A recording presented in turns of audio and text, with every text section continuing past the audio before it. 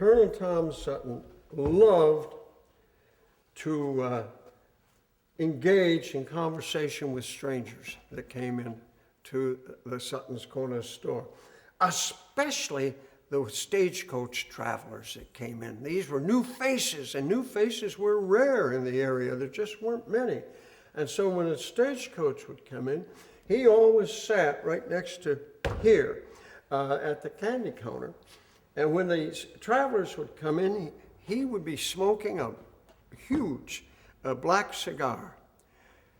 And its fragrance was reported to be wonderful as far as cigars are concerned. And some folks would come in and they'd say, you know, Mr. Sutton, I'd sure like to buy a cigar. And he said, you don't have to buy a cigar. I'm going to give you a cigar. And he said, all you have to do is put your finger in there and bring that up that high, and you have a cigar.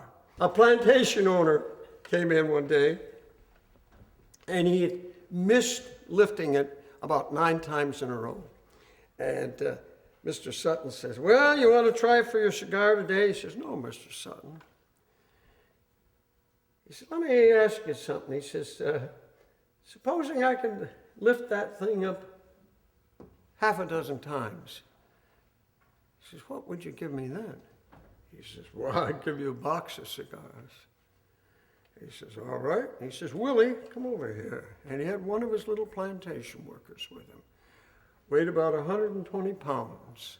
Skinny as a rail, about 4 foot 9 inches tall. He walked over to the weight, and he zoomed it up and down 6 times. And Sutton leaned back in his chair. He reached over behind himself. He got a box of cigars, and he handed them to the plantation owner. And the plantation owner said, see, you never know, Mr. Sutton. There are miracles in your cotton fields. And that's the story of Mr. Sutton's weight.